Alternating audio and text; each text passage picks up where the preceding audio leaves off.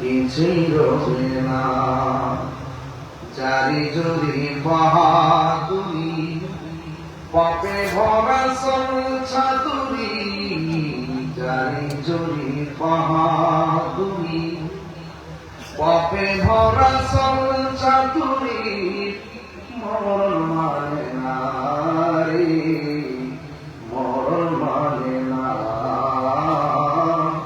মরণ মানে না। আল্লাহুম্মা সাল্লি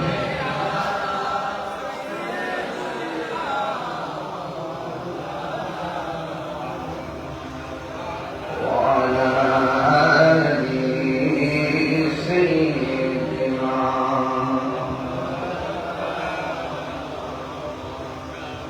মুআজ্জাজ ওয়া মুকাররম, আজ অনুষ্ঠান চট্টগ্রাম বাঁশখালী শরণ ৬ নম্বর উত্তর মিন্দিতলা বয়ানঘাটা। পবিত্র আজ অনুষ্ঠান আওলাদ রাসূল সাল্লাল্লাহু আলাইহি ওয়াসাল্লাম সংসদের উদ্যোগে পবিত্র ঈদে মিলাদ নবী সাল্লাল্লাহু আলাইহি ওয়াসাল্লাম উপলক্ষে ও ফাতিহা ইসলাম উপলক্ষে আয়োজিত 11তম সুন্নি কনফারেন্স। প্রধান অতিথি সুন্নিয়ত রতন প্রহরী, চট্টগ্রাম দক্ষিণ জেলা বিএনপির সাবেক যুগ্ম আহ্বায়ক জনাব লিয়াকত আলী চেয়ারম্যান সাহেব, বিশেষ অতিথি চট্টগ্রাম দক্ষিণ জেলা যুবদলের পূর্ণ সম্পাদক জনাব আহমদ শফিক তালুকদার সাহেব, বিশেষ অতিথি জনাব আবুল কাশেম মেম্বার সাহেব, উদ্বোধক জনাব মৌলানা নুরুল কবির সাহেব, সভাপতি জনাব হাফেজ মৌলানা আব্দুর রহমান সাহেব। আমার পূর্বে তিনি দীর্ঘক্ষণ আলোচনা করেছেন, সারা বাংলার সারা জাগানো আলোচক, অত্যন্ত কুকিল কণ্ঠের অধিকারী, আজ অনুষ্ঠান মুফতি মোহাম্মদিয়া গাউসিয়া সুলিয়া সিনিয়র মাদ্রাসার অধ্যক্ষ আল্লামা হাসান রাজা আলতাফ হুজুর মুহাম্মদ আলী। বক্তব্য রেখেছেন মোহাম্মদ নজরুল ইসলাম আল হুসাইনি সাহেব, ইন্তেজামিয়া কমিটির পক্ষে জনাব জয়নাল সাহেব ও মোহাম্মদ আলম সাহেব, আওলাদ রাসূল সাল্লাল্লাহু আলাইহি ওয়াসাল্লাম স্মৃতি সংসদের সদস্যবৃন্দ, যে মহান রাব্বুল কারীম আমাদের সকলকে আজ অনুষ্ঠান মাহফিলে আসার সুযোগ দিয়েছেন, শুকরিয়া তার সকলের পড়ুন আলহামদুলিল্লাহ। লাখ কোটি দরুদ ও সালাম ওই নবীর নূরানি কদম মুবারকে, যিনি হায়াতুন নবী, নূর নবী, গায়েবের খবর দেনেওয়ালা হুজুর পুর নূর সাল্লাল্লাহু আলাইহি ওয়াসাল্লামের উম্মত হিসেবে আল্লাহ পাক আমাদের সকলকে কবুল করেছেন। এই জন্য শুকরিয়া তার সকলে পড়ি আলহামদুলিল্লাহ। আমি আপনাদেরকে, আপনারা দেখেছেন আমাকে বিষয় দেওয়া হয়েছে মৃত্যুর যন্ত্রণা ও কবর হাসরের তাৎপর্য সম্পর্কে আলোচনা করার জন্য। আমি আমার বিষয়বস্তুর উপরে আলোচনা শুরু করার পূর্বে আপনাদেরকে একটি পরামর্শ দিতে চাই। সেই পরামর্শটি হল, স্বাধীনতার পর এই বাংলাদেশে ধারাবাহিকভাবে আমরা প্রমাণ করতে সক্ষম হয়েছি এই দেশে একমাত্র শান্তিপ্রিয় দল আহলুস সুন্নাত ওয়াল জামাত। বাঁশখালী মানুষের কানে সেই আওয়াজ পৌঁছেছে কিনা আমি জানি না। আহলুস সুন্নাত ওয়াল জামাত বিগত দিনের ৩-৪ কমিটি বিভক্ত ছিল। এখন আহলুস সুন্নাত ওয়াল জামাত আগের চাইতে সীসার ঢালা প্রাচীরের চাইতে আরো শক্তিশালী। আহলুস সুন্নাত ওয়াল জামাত কি এখন ২ না ১? হাত তুলে বলতে হবে ২ না ১। আমার ভাইরা, আপনারা জানেন রাজনৈতিক ভাবে আমাদের মাঝে অনেক ঘাট ছিল। ইদানিং আমরা আহলুস সুন্নাত ওয়াল জামাত রাজনৈতিক ভাবে সুন্নি জোট নামে আত্মপ্রকাশ করা হয়েছে। কথা বলেন ঠিক কিনা? এই হাজার হাজার মানুষ আপনারা এসেছেন আমার ভাই লিয়াকত ভাই সুন্নিয়তের সপক্ষে চূড়ান্ত বক্তব্য দিয়েছে। আমি আশা করবো সুন্নিয়তের হাতকে যদি স্ট্রং শক্তিশালী করতে হয়, আহলুস সুন্নাত ওয়াল জামাতের রাজনৈতিক যে দলগুলো রয়েছে, ওই রাজনৈতিক দল এলাকা ভিত্তিক প্রত্যেকটা দলের প্রধানকে এই পুরস্কার আওতাভুক্ত করতে হবে। তাহলে আমাদের অংশগ্রহণ আরো সুন্দর হবে, আহলুস সুন্নাত ওয়াল জামাতের জায়গাগুলো আরো সুন্দর হবে। কথা বলেন ঠিক কিনা বলেন? আমরা খানকায় বসেও দেশ চালাবো, রাজপথে নেমেও দেশকে মেসেজ দিব, এই দেশে রাষ্ট্রযন্ত্র সুন্নিদেরকে বাদ দিয়ে রাষ্ট্রযন্ত্র সিদ্ধান্ত নিতে পারবে না। ঠিক কিনা বলেন? সার্বভৌমত্ব সুরক্ষা আমার পরিবার, আমার ভাই বক্তব্য দিয়েছেন, আমার কাছে খুব ভালো লাগছে যে সার্বভৌমত্ব সুরক্ষায় এবং ইসলামের সুরক্ষায় আমাদের সকলকে ঐক্যবদ্ধ থাকতে হবে। দেশদ্রোহী এবং ধর্মদ্রোহী এরা কখনো এই দেশে ভালো চায় না। কথা বলেন ঠিক কিনা বলেন? জিয়াকত ভাই নাকি কোন বক্তব্য দিয়েছিল, যারা মাজার ভাঙবে তাদের বিরুদ্ধে একটা বক্তব্য দিয়েছিল, এটাকে নাকি কেউ অপপ্রচার করেছে। এখানে অপপ্রচার কি হলো ভাই? আপনার বাবার কবর যদি কেউ এসে আগুন লাগাই যে আপনি কি তাকে ছেড়ে দিবেন? যারা অপপ্রচার করেছেন, আপনার দাদার কবর যদি কেউ পা দিয়ে লাথি মারে আপনি কি ছেড়ে দিবেন? তিনি তো ভালো কথা বলছেন। এই দেশে ইসলাম আনছেন আল্লাহর ওলিগণ, সেই ওলি আল্লাহর মাজার যখন লাগাতার ভাঙা শুরু করেছে, আজকে লিয়াকত আলীর মতন এমন দায়িত্বহীন দেশপ্রেমিক ওলিপ্রেমিক বক্তব্যকারীদের কারণেই মাথার ভাঙতে গিয়ে এখন এক শ্রেণীর মানুষ 100 বার চিন্তা করতেছে। এটা দেশ স্থিতিশীল হওয়া ওই মুহূর্তে বক্তব্যটা খুব প্রাসঙ্গিক। কথা বলেন ঠিক কিনা? আমি তো বলেছি এখন আমি বক্তব্যের মধ্যে আর প্রতিবাদ করি না।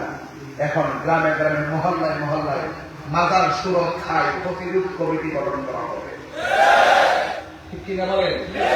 5, 7, 10 গ্রাম মিলে প্রতিরোধ কমিটি গঠন করবেন। কারণ এই দেশে ইসলাম এনেছেন আল্লাহর ওলি। আজকে আমাকে কবর হাসরের আলোচনা করতে বলেছেন। যারা আখিরাতকে ভয় করে, যারা কবরের জবাবদিহিতার ভয় করে, আল্লাহর হাবিব যেখানে বলছে তোমরা কবর জিয়ারত করো, কবর জিয়ারত করলে দিল নরম হয়, কবর জিয়ারত করলে আখিরাতের কথা স্মরণ হয়, সেই রওজাকে সেই কবরকে যখন লাথি মেরে ভেঙে দেওয়া হয়, এরা কখনো দেশের সভ্য মুসলমান হতে পারে না।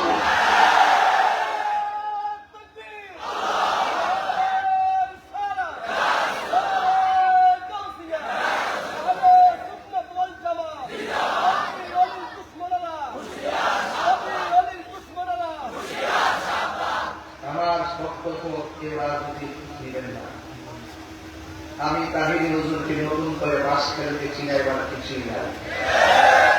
আমাকে সবাই চিনে।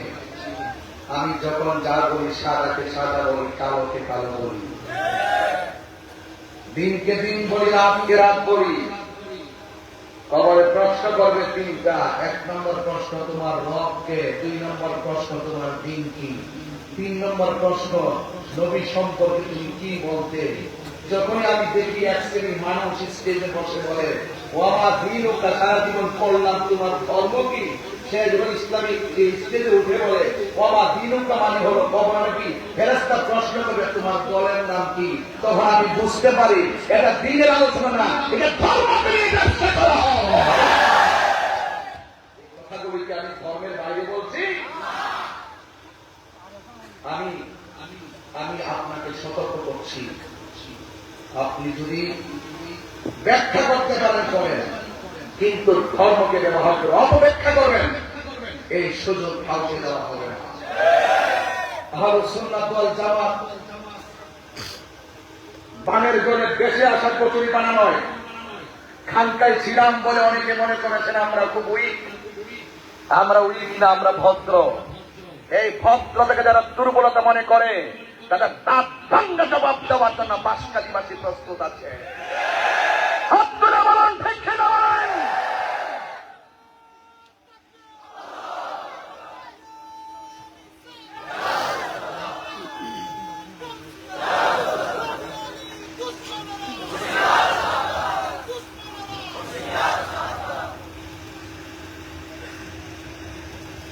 যারা আল্লাহর সঙ্গে নাফরমানি করে, যারা নবীর সঙ্গে নাফরমানি করে, এদের ব্যাপারে আপনার জানতে আমার বাড়িতে গেছে আরো কিছু করে অনেক ছেলে কষ্ট দিয়েছিলাম। যাই আমার কথা রাগ করবেন না, বলুন আসল করেন না। যারা আল্লাহর সঙ্গে নাফরমানি করবে, নবীর সঙ্গে নাফরমানি করবে, কোরআনের অপব্যাখ্যা করবে, নিজের ব্যক্তি স্বার্থ হাসিল করার জন্য ইসলামের সময়ের সাময়িককে ইউজ করবে, আবার সুযোগ পেলে যারা ইসলামকে ভুলে যায়, যারা দিনের বেলায় মাথায় পাগড়ি করে রাস্তার মধ্যে দাঁড়িয়ে নামাজ পড়ে, আর যারা রাতের বেলায় স্বার্থ সিদ্ধি হাসিল করার জন্য পান্ডেল খেয়ে ডলার খেয়ে কালার পাল্টায়, এরা মুসলমান হতে পারে না। আমরা দিনে যেমন রাত্রেও গত 10 বছর আগে যেমন এখনো, স্বাধীনতার আগে যেমন এখনো, দেশকে যারা ভালোবাসে আমরা তাকে ভালোবাসি, ধর্মকে যারা ভালোবাসে আমরা তাকে ভালোবাসি, যারা আল্লাহর ওলিদেরকে ভালোবাসে আমরা তাদেরকে ভালোবাসি, যারা নবীকে ভালোবাসে আমরা তাদেরকে ভালোবাসি, যারা আকিরাতকে বিশ্বাস করে আমরা তাকে ভালোবাসি, যারা আহলে বাইত রাসূল সাল্লাল্লাহু আলাইহি ওয়াসাল্লামকে ভালোবাসে আমরা তাকে ভালোবাসি। সেই ভালোবাসার মানুষটা যদি এমপি হয় আমি তাকে ভালোবাসি, সেই ভালোবাসার মানুষটা যদি মন্ত্রী হয় আমরা তাকে ভালোবাসি। যেই ব্যক্তি আহলে বাইতকে ভালোবাসে না, আল্লাহর হাবিবকে ভালোবাসে না, ইসলামকে সে ভালোবাসে না, সঠিকভাবে ধর্মকে ধারণ করে না, আমরা তাকে স্যান্ডেলের ধুলোও মনে করি না।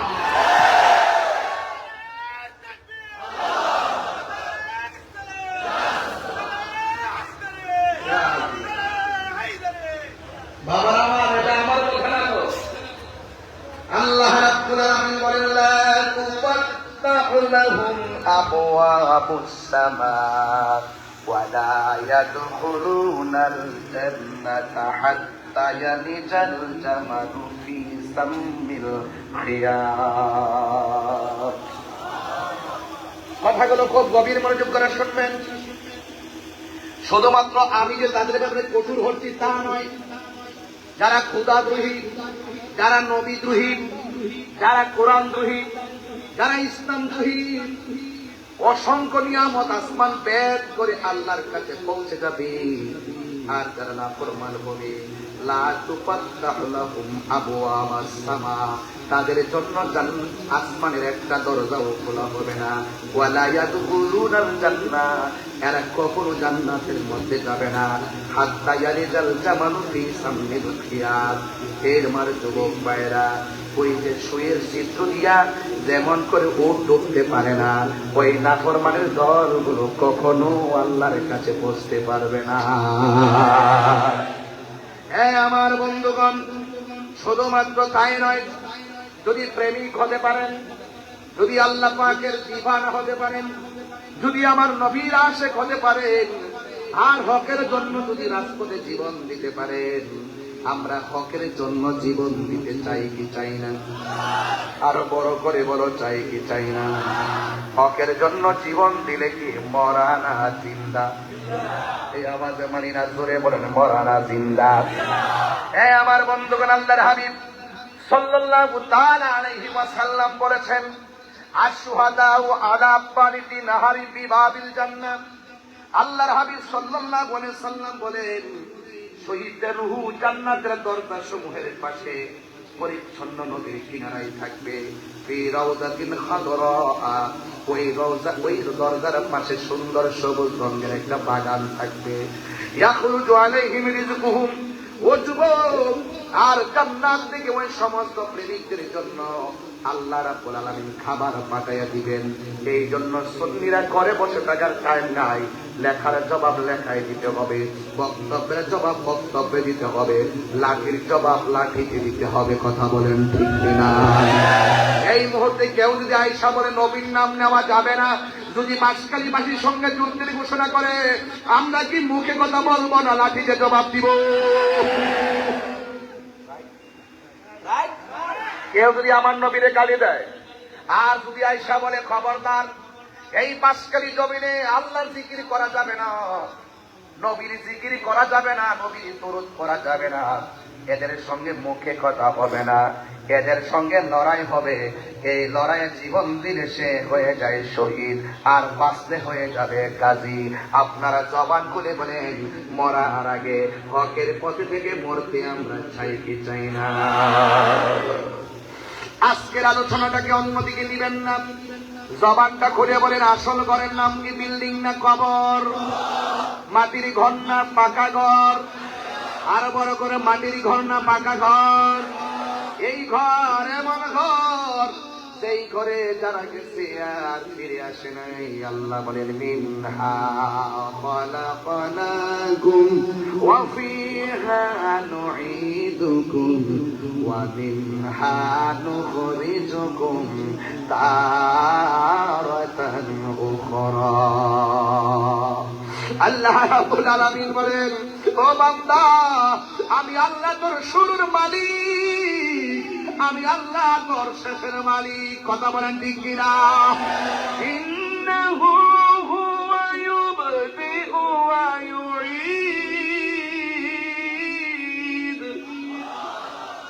আল্লাহ বলেন, ও বান্দা, আমি আল্লাহ তোমাদের শুরুর মালিক। আমি আল্লাহ তোরে শুরু করতে যাই একটা পানির ফোঁটা ওসিলা করলাম। এই পানির ফোঁটাটাকে আমি আল্লাহ রক্তপিণ্ডে করলাম। এই রক্তপিণ্ডটাকে আমি আল্লাহ গোশতের টুকরায় পরিণত করলাম। গোশতের টুকরাটাকে বডিতে পরিণত করলাম। ও যুবকের দল, আল্লাহ কত সুন্দর করে আমারে আপনারে বানাইছে। এরপরে আল্লাহ সতর্ক করে, এই মাটি দিয়েই তোমাকে বানাইলাম, এই মাটিতেই তোমাকে ফিরে যেতে হবে। আপনারা জবান খুলে বলেন, আমাদের আসল ঘরের নাম কি বিল্ডিং না কবর? হায়রে, এলাকার নামটা যেন কি?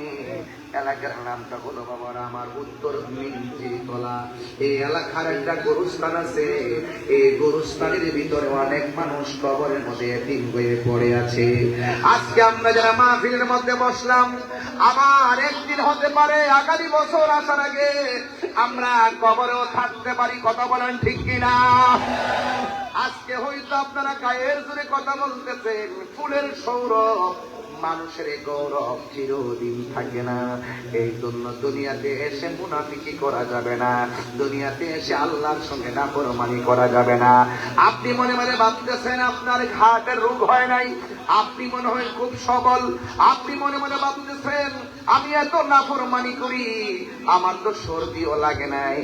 এটা ভুলও ভাববেন না। বলা হয়েছে, ইন্নাল্লাহা ইউমাহিলু ওয়া লা ইয়ামহুল। আল্লাহ ছাড় দেয় কিন্তু ছেড়ে দেয় না। আজকে আপনি একটা চাকরি করেন, এই চাকরির ভিতরে আপনি যদি চাকরি করেন, আপনি 10 দিন 15 দিন না গেলে বেতন কেটে দেয়। আল্লাহ তো আপনাকে একটা হাজিরা দিয়েছেন, 5 ওয়াক্ত নামাজের হাজিরা দিয়েছেন। আপনি নামাজ না পড়িয়া রাতের বেলা মোবাইল দেখে দেখে ঘুমান। আল্লাহ ইচ্ছে করলে ঘুমের করে আপনাকে প্যারালাইসিস করে ফালাইয়া রাখতে পারে। আরো জোরে কোন পারে কিনা? এরপর আল্লাহ আপনাকে প্যারালাইসিস করে না। এত খুন করতেছেন কিছুই করে না, এত গুম করতেছেন কিছুই করে না, এত অবাধ্যচারণ করতেছেন, আল্লাহ আপনাকে কিছুই করে না। আপনারা জবান খুলে কন, এই দুনিয়া যদি আল্লাহ আপনাকে ছেড়ে দিয়েছে, হাসরের ময়দানে কি আপনাকে ছেড়ে দিবে? আরো জোরে কোন ছেড়ে দিবে? এই জন্য আমার নবী বলেন, আখিরাতের প্রথম মঞ্জিল হলো কবর। কথা বলেন ঠিক কিনা কোন? এই কবর বড় সাংঘাতিক, মরণ যন্ত্রণা বড় কঠিন। শ্বাসটা 2 মিনিট বন্ধ করলে বোঝা যায় শ্বাসের দাম কত। এই জন্য যুবক, দম পুরাইলে সব মন্ত্রীগিরি শেষ, দম পুরাইলে এমপিগিরি শেষ, দম পুরাইলে বক্তাগিরি শেষ, দম পুরাইলে বিশ্বাসগিরি শেষ। আপনারা জবান খুলে বলেন, হায়াতের মালিককে।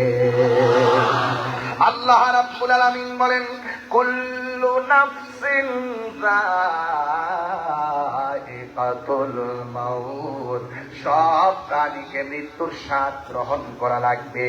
আল্লাহর হাবিব বলেন, আখিরাতের প্রথম মঞ্জিল হলো কবর। এই কবর যারা ভালো হয়ে যাবে, হাসরের ময়দান তারা ভালো হয়ে যাবে। কথা বলেন ঠিক কিনা?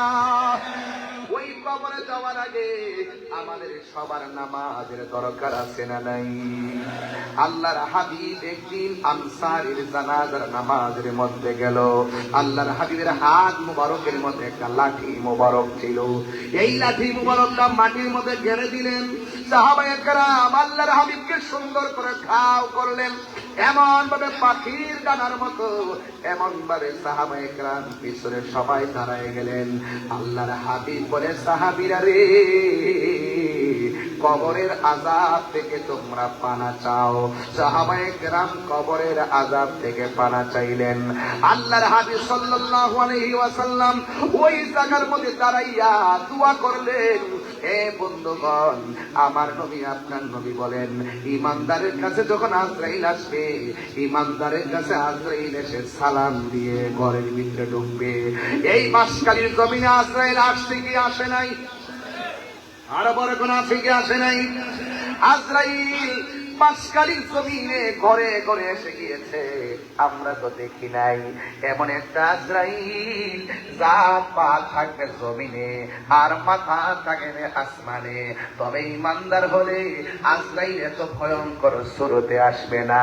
আজরাইল এসে আপনাকে সালাম দিব, আপনার ঘরের ভিতরে ঢুকবে, আপনার মাথার চুলের মধ্যে আঙ্গুল দিয়ে আশ্রয়া দিবে, আপনার চোখের মধ্যে যখন একটা ঘুম ঘুম ভাব আসবে, ওই মুহূর্তে আজরাইল বলবে, হে আল্লাহর বান্দা, আমি এসেছি তোমার রূহটা নিয়ে যাওয়ার জন্য, এবার তুমি প্রস্তুতি গ্রহণ করো।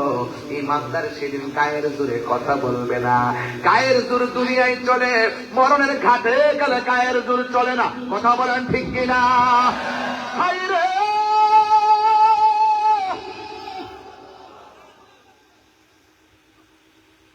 ইমানদার, আরে গায়ের চুর দুনিয়ায় চালানো যাই, কবরে গেলে দাজ্জালের সামনে, দুনিয়ায় থাকা অবস্থায় দাজ্জালের সামনে, আর কবরে গেলে মুনকার নাকির সামনে কোনো বাহাদুরি চলবে না। এই তিনটা কাজে বাহাদুরি হবে ইমানের বাহাদুরি। আমরা সমাজে এখন ইমানদার খুঁজে পরে পাওয়া যায়, আর মুখ দিয়া কই আমরা আল্লাহরে বিশ্বাস করি, মুখ দিয়া কই আমরা আখিরাতে বিশ্বাস করি। আল্লাহ বলে, না না, ওয়া মা হুম বিমুমিনিন, আসলে তারা ইমানদার নয়। এমন মুসলমান সমাজের ভিতরে আছে না? না। এই জন্য আমার বন্ধুগণ, কি ভাষায় ওয়াজ করব, অনুরোধ করে বলে দিয়ে যায়, এবার আজরাইল যখন মাথার মধ্যে আঙ্গুল দিয়ে আশ্রয় দিবে, ইমানদারে যখন বলবে তোমার রূহটা আমি নিয়ে যাব, ওই মুহূর্তে ইমানদার ডাক দিয়ে বলবে, হে আজরাইল, দেরি কইরো না, তাড়াতাড়ি আমার রূহটারে বাহিরে কইরা নিয়ে যাও। আমার আল্লাহর সঙ্গে, আমার নবীর সঙ্গে আমার দেখা করার জন্য আমার মনটা পাগল পাগল হইয়া রয়েছে। এবার ইমানদাররা মরণের ভয় করে। ও বন্ধু, আমার নবী বলে, আখিরাতটা হলো, কবরটা হলো আখিরাতের প্রথম মঞ্জিল। এই জন্য আমার যুবক ভাইরা অনুরোধ করে বলে দিয়ে যায়, আমার নবী আপনার নবীর একটা হাদিস পড়লে বুঝবেন আমি কি বলতে চাই। ওই কবরের ভিতরে ডাইনে মাটি আছে, বামে মাটি আছে, সামনে মাটি আছে, পিছনে মাটি আছে। এই ঘরের মধ্যে কোনো লাইট আছে? আরো জোরে, আরো জোরে।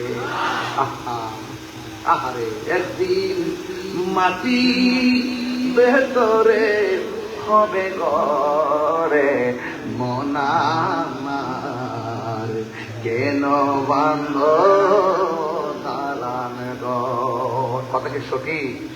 আমার কথার সাথে কারা কারা একমত হাত তুলে দেখা নাই ইনশাল্লাহ, চাইলে তো বুঝবেন। বলেন, একদিন মাটির ভেতরে হবে ঘরে, মন আমার কেন বান্ধ দালানে ঘর রে, মন আমার কেন বান্ধ দালানে যাবে পিঞ্জর রে, ধরা দামে ছবি রবে, তুমি যাবে চলে, ঠিক না? প্রাণ পাখি উড়ে যাবে পিঞ্জর ছেড়ে, গহনা দামে সবই রবে, তুমি যাবে চলে। বন্ধু বান্ধব যত, মাতা পিতা তারা শত, বন্ধু বান্ধব যত, মাতা পিতা তারা শত, হয়ে যাবে সবে তোমার পরে। মন আমার কেন বান্ধ দালান ঘর, একদিন এ হবে গরে। মন আমার কেন বান্ধ দালান ঘর রে, মন আমার কেন বান্ধ দালান ঘর। বিল্ডিং খবরে যাইবনি, আমি একটু নরম ভাষায় ওয়াজ করতেছি, কষ্ট হইতেছে। বাড়ির ঘুম বুঝে আপনারা ডাকতেছে, ঘুমাইবেন তো ঘুমাইবেন। একদিন এমন একটা ঘরে যায় আজীবন মাটির বিছানায় পড়বেন। একটা বন্ধু পাশাপাশি বসেছে, এই বন্ধু আপনার কবরে আপন হবে না। এই জন্য আমার নবী, আপনার নবী বলেন, ইমানদারের রূহটা যখন আজরাইলে টাচ করবে, টাচ করার পরে আল্লাহ বলবে, ও ফেরেশতা, জান্নাত থেকে একটা সাদা কাপড় লো। আল্লাহু আকবার বলেন না কেন? জান্নাত থেকে সাদা একটা কাপড় নে, কাপড়টা নিয়া ইমানদারের রূহটারে বাইন্ডিং কর, বাইন্ডিং কইরা আসমানের দিকে উড়াল দিবি। এবার ওই আব্দুল মালিক মিয়ার রূহটারে নেওয়ার জন্য জান্নাত থেকে ফেরেশতা এসেছে, সাদা কাপড় দিয়ে বাইন্ডিং করে রওনা হয়ে গেছে। আর আব্দুল মালিক মিয়ার বডিটারে বাইন্ডিং করার জন্য একটা বাজারের নাম কোন নাম, হারুন বাজার থেকে কাপড় আনতে গেল। বডিটারে বাইন্ডিং করবে হারুন বাজারের সাদা কাপড়, আর আব্দুল মালিকের রূহটারে বাইন্ডিং করবে জান্নাতের কাপড়। সুবহানাল্লাহ কন না কেন? আব্দুল মালিকের দাম কি বাড়লো না কমলো? দুনিয়ার মানুষ বুঝে না, ইমানদার বলে তারে আমার আল্লাহ বড় ভালোবাসে। আল্লাহ কয়ে, আল্লাহু ওয়ালিয়ুল্লাযীনা আমানু ইউখরিজুহুম মিনাজ-যুলুমাতি ইলান নূর। আল্লাহু আকবার। এবার আমার যুবক ভাইয়েরা, ইমানদার রূহটাকে এইভাবে আসমানের দিকে উড়াল দিয়ে নিয়ে যাবে। আর এই দিকটা আব্দুল মালিকের বডিটারে বাইন্ডিং করার জন্য হারুন বাজারে সাদা কাপড় আছে না নাই? পুরুষের কাপড় কয়টা, আরো বড় করে কয়টা? আমরা এমন মুসলমান হয়েছি, কাপড়ের কাপড় কেমনে কাটতে হয় আমরা শিখতে পারলাম না। জীবনে নিজের কাপড় এত মাপ দিলাম, জীবনের শেষ কাপড়ের মাপ কেমনে করতে হয় জানলাম না। আমরা দুনিয়াতে বসবাস করলাম, মৃত্যু মানুষটারে কেমনে গোসল দিতে হয় নিয়মটাও জানলাম না। কথা কোন ঠিক কিনা কোন? আমার বন্ধুগণ, অনুরোধ করে বলি, এবার আমার আল্লাহর ফেরেশতারা তার বাইন্ডিং করে রূহটারে নিয়ে যাবে। এবার প্রথম আকাশের মধ্যে যখন যাবে, এই রূহ থেকে একটা মেশকে আম্বরের গান বের হবে। জিজ্ঞাসা করা হবে, ফেরেশতা তোমার হাতের মধ্যে কি? ফেরেশতা বলবে, এটা এমক গ্রামের এমক মিয়ার ছেলের রূহ। ফেরেশতা সাথে সাথে সালাম দিবে। প্রথম আকাশ, দ্বিতীয় আকাশ, তৃতীয় আকাশ, চতুর্থ আকাশ, পঞ্চম আকাশ, সপ্তম আকাশ, 7টা আসমানে যাওয়ার পর 7টা আসমানের ফেরেশতারা রূহটারে সালাম দেয়। এরপর আল্লাহ ডাক দিয়ে বলবে, হ্যাঁ ফেরেশতারা আর সামনে যাস না, আমি আল্লাহ আমার প্রেমিক বান্দার রূহটা রাখার জন্য একটা বাড়ি বানাইয়া দিব। ওই বাড়ির নাম হলো ইল্লিন। আল্লাহু আকবার। এত সুন্দর বাড়ি আল্লাহ বানাইয়া দিবে। আর এই দিকটা আব্দুল মালিকের বডিটারে রূহ বাইন্ডিং করবে কোন বাজারের কাপড় দিয়া? আরে হারুন বাজার আছে না ভাই? হারুন বাজার থেকে সুন্দর করে বাইন্ডিং করিরা 3টা কাপড় দিয়া বাইন্ডিং করার আগে মসজিদের পালকি আসবে, আসবে কি আসবে না? আর জোরে কোন আসবে কি আসবে না? এমন ভাবে মসজিদের, একদম বাস্তব কথা বলছি, যা আপনার জন্য রেডি, যা আপনার জন্য রেডি, যা আমার জন্য রেডি। মসজিদের খাট ঘরে আসার আগে সোজা হয়ে যান। মসজিদের খাট আসবে, কসকু সাবান দিয়ে গোসল করাবে, বড়ই পাতার গরম জল দিয়ে তার বেশি গরমও দিবে না, বেশি ঠান্ডাও দিবে না, এমন মায়ার পান্তারে গোসল করাইব। আমার নবী, আপনার নবী বলেন, একটা মানুষ মারা যাওয়ার পরে টাকা পায় এমন কাজ করা যাবে না। লাস্টে গোসল করলে মায়া করে গোসল করাইবা, লামাইতে গেলে মায়া করে বানাইবা। একটা টুকা দিয়ে ব্যথা দেওয়ার কথা নবী বলে নাই। আমি বড় কষ্ট পাইছি গত 1 মাস আগে, যখন দেখলাম কবর থেকে লাশ তুইলা গায়ের মধ্যে আগুন ধরাইয়া দিছে। কথা বলেন ঠিক না?